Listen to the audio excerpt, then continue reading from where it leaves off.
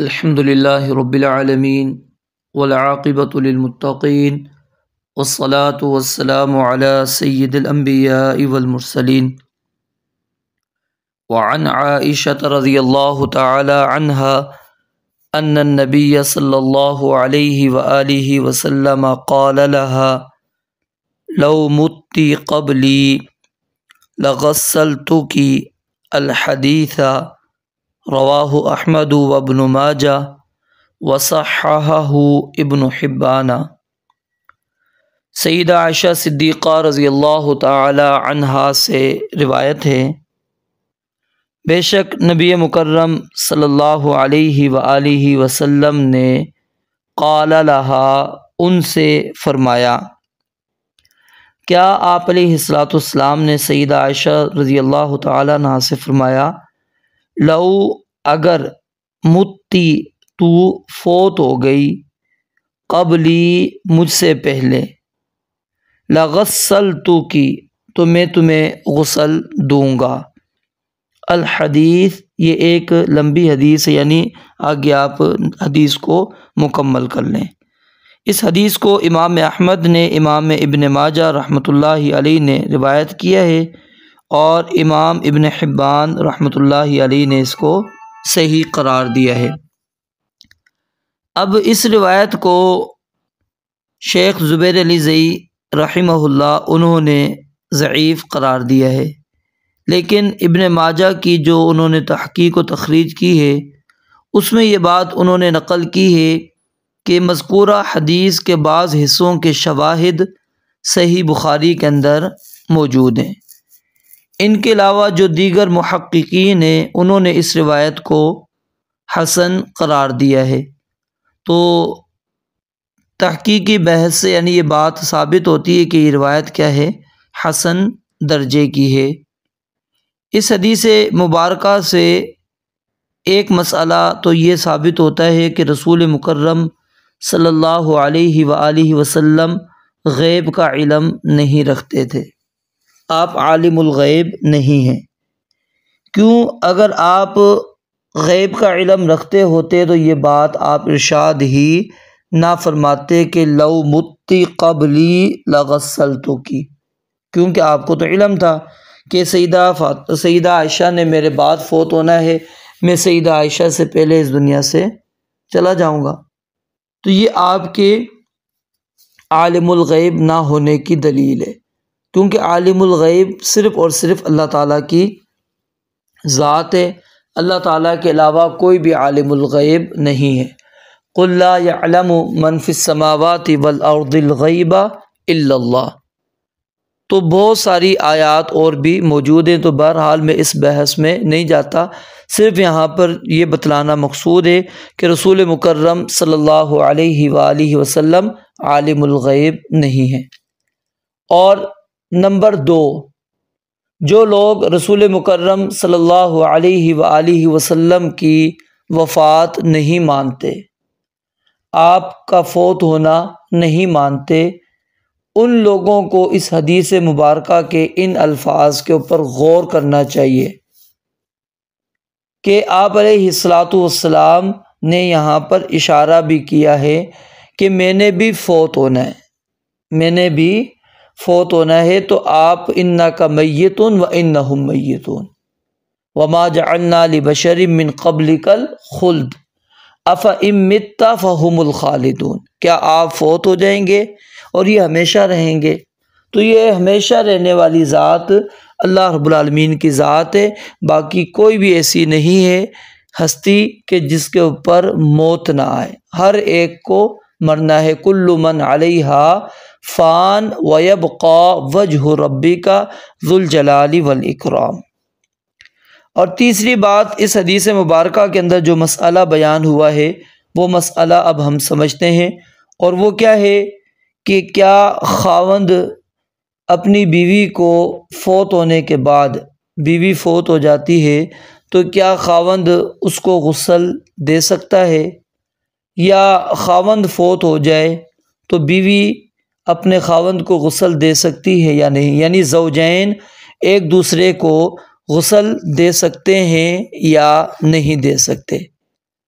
تو اس کے اندر آپ نے جو حدیث مبارکہ پڑھی اس کے اندر یہی بات موجود ہے کہ زوجین ایک دوسرے کو غسل دے سکتے ہیں، کیونکہ نبی مکرم صلی اللہ علیہ وآلہ وسلم نے سیدہ عائشہ رضی اللہ تعالیٰ عنہا سے کیا فرمایا تھا کہ لو متی قبلی لغسلتکی، کہ اگر آپ مجھ سے پہلے فوت ہو گئیں تو میں آپ کو غسل دوں گا۔ تو اگر یہ جائز نہ ہوتا تو رسول مکرم صلی اللہ علیہ وآلہ وسلم سیدہ عائشہ رضی اللہ تعالیٰ عنہا کو یہ نہ کہتے کہ جب تم فوت ہو جاؤ گی مجھ سے پہلے تو میں آپ کو غسل دوں گا۔ اب بعض لوگ یہاں پر ایک بات کرتے ہیں، وہ کیا ہے کہ یہ عمل صرف رسول مکرم صلی اللہ علیہ وآلہ وسلم کے ساتھ خاص تھا کہ آپ اپنی بیوی کو غسل دے سکتے تھے، باقی امت کے لیے یہ جائز نہیں ہے۔ لیکن خصوصیت کی کوئی بھی دلیل موجود نہیں ہے، بلکہ ہمیں صحابہ کرام رضوان اللہ علیہ مجمعین کے عمل سے اس کی عمومیت ملتی ہے، جیسا کہ سنن کبریٰ بیہقی کے اندر اور موطا امام مالک کے اندر سیدنا ابو بکر صدیق رضی اللہ تعالی عنہ کی وفات پر ان کی بیوی اسماء بنت امیس رضی اللہ تعالی عنہا نے انہیں غسل دیا، یعنی سیدنا ابو بکر رضی اللہ تعالی عنہ کو غسل دینے والی کون تھی؟ ان کی زوجہ تھی، ان کی بیوی تھی۔ اور اگلی روایت آپ پڑھیں گے، اگرچہ اس روایت کے اندر اختلاف ہے، شیخ زبیر علی زئی رحمۃ اللہ علیہ ان کے نزدیک یہ روایت کیا ہے، سند کے اعتبار سے ضعیف ہے۔ اس کے اندر ام جعفر بنت محمد بن جعفر، ٹھیک ہے، وہ ضعیف ہیں، اور اسی طرح اور بھی علتیں وہ کہتے ہیں اس کے اندر موجود ہیں۔ لیکن باقی جو محققین ہیں جیسا کہ امام شوکانی رحمۃ اللہ علیہ، انہوں نے اس کو حسن قرار دیا ہے، اور اس میں کیا بات موجود ہے کہ سیدہ فاطمہ رضی اللہ تعالیٰ عنہا نے وصیت کی، کس بات کی؟ کہ ان کو غسل کون دیں؟ سیدنا علی رضی اللہ تعالیٰ عنہ۔ تو بہرحال یہ کہنا کہ یہ عمل نبی علیہ الصلوۃ والسلام کے ساتھ خاص ہے، اس خصوصیت کی کوئی دلیل نہیں ہے۔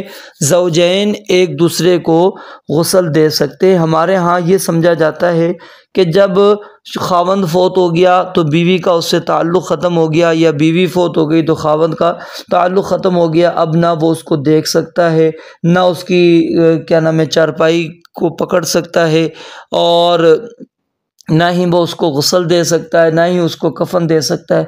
اگر یہ ساری چیزیں ہم تسلیم کر لیں، مان لیں ایک وقت میں، تو پھر ہم وارث کس لحاظ سے بنا رہے ہوتے ہیں؟ جو وہ ترکہ چھوڑ کے جا رہا ہوتا ہے، پھر آپ وہ کیوں کہہ رہے ہوتے ہیں یہ اس کی بیوی ہے، اس کو ترکے میں سے دو، یہ اس کا خاوند ہے جی اس کے ترکے میں سے اس کو اتنا حصہ دو؟ کس لیے دے رہے ہوتے ہیں؟ جب رشتہ ختم، سب کچھ ختم، تو پھر وراثت کیسے مل رہی ہے اس کو؟ تو یہ بہت بڑی بے عقلی اور بے سمجھی بات ہے جو معاشرے کے اندر عام ہو چکی ہے، اور اس کا کوئی سر پیر نہیں ہے کہ جی وہ خاوند جو ہے اپنی بیوی کا چہرہ نہیں دیکھ سکتا، اس کی قبر میں اس کو نہیں اتار سکتا، اس کو غسل نہیں دے سکتا، اس کو کفن نہیں دے سکتا، اس کی میت کو کندھا نہیں دے سکتا، اسی طرح جو ہے نا بیوی اس کے برعکس۔ تو بہرحال اس کی کوئی دلیل نہیں ہے ہمارے پاس۔ صحیح بات یہی ہے کہ زوجین ایک دوسرے کو غسل دے سکتے ہیں اگر وہ غسل دینا چاہیں۔ وعن اسماء بنت عمیس رضی اللہ تعالی عنہا ان فاطمہ رضی اللہ تعالی عنہا اوصت ان یغسلها علی رضی اللہ تعالی عنہ، رواہ الدارقطنی۔ اسماء بنت امیس رضی اللہ تعالی عنہا سے روایت ہے کہ بے شک فاطمہ کون تھی؟ نبی علیہ الصلوۃ والسلام کی سب سے چھوٹی بیٹی، اس امت کی خواتین کی سردار ہیں۔ 2 ہجری رمضان المبارک میں سیدنا علی رضی اللہ تعالیٰ عنہ سے ان کا نکاح ہوا، اور ذوالحجہ میں ان کی رخصتی ہوئی، اور رخصتی کے وقت ان کی عمر 15 سال 5 مہینے تھی۔ 11 ہجری رمضان المبارک میں ان کی نبی علیہ الصلوۃ والسلام کی وفات کے 6 مہینے بعد مدینہ منورہ میں وفات ہوئی۔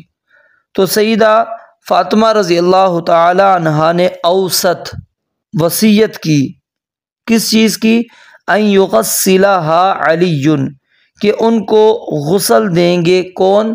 سیدنا علی رضی اللہ تعالی عنہ، جو ان کے خاوند ہیں، ان کے شوہر ہیں۔ رواہ الدارقطنی، اس حدیث کو امام دارقطنی رحمۃ اللہ علیہ نے روایت کیا ہے۔ اب وصیت کرنا اسلام کے اندر انتہائی ضروری عمل ہے۔ اب جب سیدنا علی رضی اللہ تعالی عنہ کو سیدہ فاطمہ رضی اللہ تعالی عنہ نے وصیت کی، تو کیا سیدنا علی رضی اللہ تعالیٰ عنہ نے وصیت پوری نہیں کی ہوگی؟ انہوں نے وصیت پوری کی، اور اس سے یہ مسئلہ بھی ثابت ہو گیا کہ خاوند اپنی بیوی کو غسل دے سکتا ہے۔ تو بہرحال خلاصہ کلام یہی ہے کہ زوجین ایک دوسرے کو غسل بھی دے سکتے ہیں اور کفن بھی پہنا سکتے ہیں، اس میں کوئی حرج نہیں ہے۔ رب العالمین ہمیں حدیث مبارکہ سمجھنے اور اس کے مطابق زندگی گزارنے کی توفیق عطا فرمائے۔ وآخر دعوانا الحمد للہ رب العالمین۔